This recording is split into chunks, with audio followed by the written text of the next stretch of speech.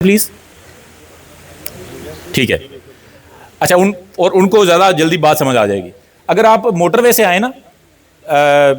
तो आपको कलर कहार से पहले एक साइन नज़र आता है जिस पे लिखा होता है, शक्ल बनी होती है कछुए की, कि अब आपने स्लो हो जाना है। देखा है आपने कभी?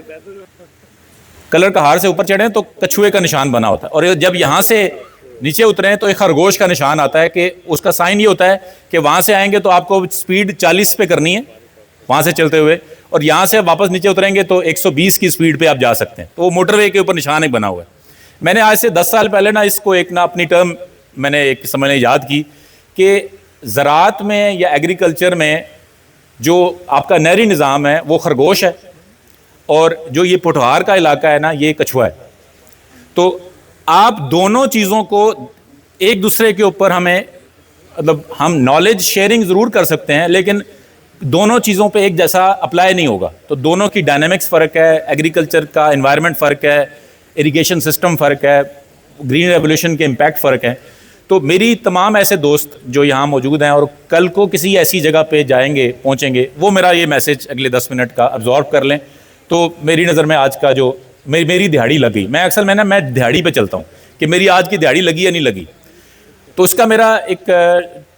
टॉपिक होता है कि कुछ लोग किसी न किसी लेवल पे, कोई अगर इंडस्ट्री में है, मेरे ऐसे दोस्त थे जो आज से 25 साल पहले एक्सपोर्ट में थे, वो बहुत छोटे लेवल पे काम एक्सपोर्ट कर रहे थे, अब वो बड़े लेवल पे एक्सपोर्ट कर रहे हैं। तो आपने बेसिकली जो बीज 20 साल 25 साल पहले डाला होता है, हो सकता है उसका फल 20 साल बाद आए। आप में से भी ऐसे दोस्त होंगे जो आज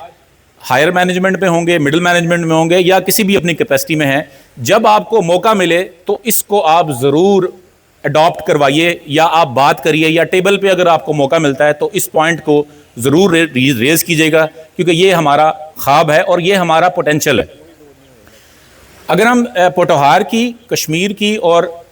जो नॉर्थ इसके ऊपर जाएं, इस एरिया का अगर हम थोड़ा डायनेमिक्स निकालें पिछले 50 साल 100 साल उससे पहले का, तो ये रीजन जो था ये बेसिकली इसके 3 कंपोनेंट थे। लाइफ स्टॉक, ये इस सारे एरिया का जो सबसे मेजर लाइफ स्टॉक था, यानी कि हम लोग यहाँ के लोग चरवाहे हैं, हम लोग यानी कि जानवर के साथ हमारी इकॉनमी है, एक हमारा पार्ट है। दूसरा इकॉनमी है फॉरेस्ट इकॉनमी है, जो कि जंगल की इकॉनमी है, दरख्तों की इकॉनमी है। और तीसरा जो कंपोनेंट है वो आपकी घरों की ज़रूरत या इलाके की ज़रूरियात के मुताबिक, जिसको आजकल लोग किचन गार्डनिंग कहते हैं, क्योंकि यहाँ की लैंड होल्डिंग छोटी थी और इसी तरीके से इसकी। तो जो यहाँ की जो कंपटीशन है, हमने किया कि पिछले 50 सालों में हम compete करते रहे अपने आप को नहरी निज़ाम की ज़मीनों के साथ। तो हमारा जो तमाम जो पॉलिसीज़ बनी, जो डिसीजन मेकिंग हुई, वो डिसीजन मेकिंग ज़ाहिर है वो इन्फ्लुएंस यहाँ के लोग तो एग्रीकल्चर में उस तरह की उनकी से नहीं थी। तो जो तमाम पॉलिसीज़ बनी वो वही पॉलिसीज़ कॉपी पेस्ट होती रही पूरे मुल्क के अंदर, पूरे सूबे के अंदर, और यहाँ पे भी, जो कि मेन स्ट्रीम आपकी जो एकेडेमिया ने की। मैं आपको छोटी सी मिसाल देता हूँ, आपको वो बातें सारी समझ आ जाएंगी। हम ज़राअत में यहाँ पे जो बात करते हैं वो कहते हैं कि जब आपने ज़मीन को आबाद करना है तो ज़मीन को सीधा कर दो। तो हमारे यहाँ पे दोस्त बैठे हैं जो इंजीनियरिंग से भी और बाकी जो आबाद से भी हैं और मुख्तलिफ जगहों से, वो क्या करते हैं जी कि बिल्डोज़र लेके जाएं और ज़मीन को सीधा कर दें। तो ज़मीन को सबसे पहले हमने सीधा करने पे मिशन पे लग जाते हैं। मतलब वो कहते हैं रॉन्ग नंबर, ये इसके लिए बना नहीं था, ये टेरेसेस का था, ये ढलवानों का था। हमने ढलवानों में अपनी काश्त करनी थी, टेरेसेस में काश्त करनी थी, हमने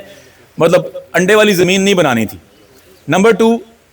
हमारे बहुत से दोस्त हैं, क्योंकि मैं खुद पिछले 15 साल से स्टूडेंट हूँ। अच्छा, ये मैं जो आप इसलिए बात जो उनसे तारुफ नहीं है, जो ये अदरक का इनिशिएटिव है और मेरा और ये आमिर भाई का हमारा मुश्तरका इनिशिएटिव है, we are collaborators, we are partners. हम लोग, ये हमारा कॉमन फार्म है, हमारा हम मिल के काम कर रहे हैं पिछले 6 साल से, अदरक पे भी और दूसरे और प्रोजेक्ट्स पे भी, और इस तरह मैं मुख्तलिफ जगहों पे फार्मिंग में प्रॉपर इन्वॉल्व हूँ। तो जो यहाँ की डायनेमिक्स है, ज़मीन सिर्फ 10 इंच होती है, तो अगर आप उस पर बिल्डोज़र चला के ज़मीन को सीधा कर देंगे तो वो तो अगले 8 साल उसको आप रीजनरेट नहीं कर सकते। इसी तरह की कम से कम 20 ऐसी गलतियां हम करते रहे हैं इन सारी ज़मीनों को बर्बाद करने में। लोग कहते हैं जी आबाद करने में, बुनियादी तौर पे रीजनरेटिव एग्रीकल्चर में इसको कहते हैं बर्बाद करने में। तो हमें आज 2026 या जब आपको मौका मिले, इस बात को ज़रूर आवाज़ उठाएं कि जी हमें इस रीजन के लिए एग्रीकल्चर की प्रैक्टिसेस को अडॉप्ट करना है। तो पॉइंट नंबर 1। दूसरा जो पॉइंट है वो ये है कि जी, क्योंकि हमारे बहुत से दोस्त, मेरे सारे दोस्त हैं फैसलाबाद से हैं, नीचे झंग से हैं, पूरे सिंध टंडो आदम यूनिवर्सिटी के भी हैं, टंडो जाम यूनिवर्सिटी सॉरी।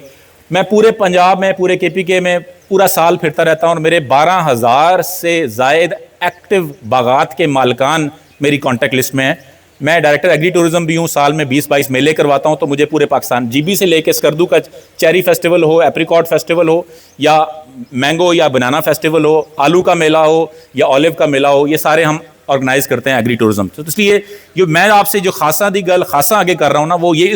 उस दर्द से कर रहा हूँ। तो दूसरा जो एक हमारे यहाँ एग्रीकल्चर में प्रैक्टिस हमें पढ़ाई गई और सिखाई गई, वो ये है कि खेत में दरख्त जो है वो दुश्मन होता है, कि दरख्त लगाएंगे तो जब मशीन चलाते हैं तो हम ज़मीन को हमवार करने के बाद जड़ा बूटा आगे आए उन्होंने रगड़ दो, तो दरख्त को हमने माइनस कर दिया। तो दूसरी जो गलती हमने तमाम जो इल्म के साथ, यानी कि जिसको कहते हैं डी लर्न करने वाली सूरत हाल, कि हमने इल्म के सही इल्म क्या सीखना था, वो ये था कि हमारा ये टेरिटरी दरख्तों की फार्मिंग के साथ थी। ये जो हमारा, अगर आप इस सारे इलाके में जाएं तो ये दरख्तों के साथ हमारी एग्रीकल्चर थी, या वो प्रैक्टिसेस करनी थी, वो हमने निकाल दिया इसके अंदर से। तो जब हम वो प्रैक्टिसेस अडॉप्ट करते हैं जो कि ग्रीन रेवोल्यूशन को सपोर्ट कर रहे हैं या जो एग्रीकल्चर को सपोर्ट कर रहे हैं, वो दरख्त की दुश्मन है। तो यहाँ पे दूसरा जो फैक्टर हमें अडॉप्ट करना है, वो इसको इंक्लूड करके हमने प्लान में लेके जाना है। और उसके लिए हम हर साल कोई 2-3 मेले ऑर्गेनाइज करते हैं, जो कि जंगल लगा के, दरख्त लगा के, या दरख्त के साथ कहते हैं ना कल्टीवेशन करके, जिसको इंटरक्रॉपिंग करके आप कैसे उसमें कर सकते हैं, वो हमारे हर साल मेले होते हैं उस पर। और जो आखिरी चीज़ जो कि सबसे इंपॉर्टेंट चीज़ है, जो कि कहते हैं ना हाथी के पैर में सबका पैर, ये जो हमारा रीजन है, मतलब इसको आप खरगोश और जैसे कछुआ रीजन कर लें और ऊपर तक,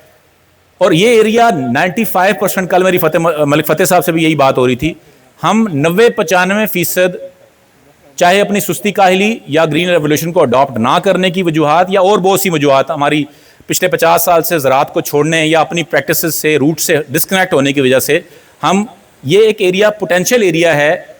और जो हमारा ऑर्गेनिक या नेचुरल या देसी पोटेंशियल एरिया है। मैं इसकी मिसाल ऐसे देता हूँ कि हम कल एक हल्दी का सेमिनार कर रहे थे मेरी डॉक्टर गुज़फ़र साहब से, वहाँ पे हम डिस्कस कर रहे थे, तो हमने बात की कि जी हल्दी जो है वो दीपालपुर में और कसूर में उगाई जा रही है, उसका एक एवरेज रेट है 100 रुपये किलो, तकरीबन मंडी का रेट पड़ता है। तो अगर वो पहाड़ी इलाके में या पोठवार रीजन में, और हम उस डिक्लेयर्ड जोन यानी कि ऑर्गेनिक जोन में, यानी कि ये हम क्लेम करने में कामयाब हो जाएं कि इसके अंदर केमिकल पेस्टिसाइड्स, फर्टिलाइजर्स और ये चीज़ें नहीं डाली गई, और ये ऑर्गेनिक हल्दी है, ये नेचुरल हल्दी है, ये देसी हल्दी है, तो मैं आपको गारंटी कर सकता हूँ कि उसकी, हमारे दोस्त यहाँ बैठे हैं जर्मनी से यहाँ पे आए हुए हैं, जो इस फार्म के आमिर साहब के बड़े भाई भी हैं, वो इसको एंडोर्स करेंगे कि ऑर्गेनिक हल्दी की मार्केट बिल्कुल फ़र्क होगी और वो बहुत वैल्यूएबल होगी। तो हमें इस रीजन को सपोर्ट करना है, और इस रीजन का जो स्ट्रेंथ है वो है, यानी कि अगर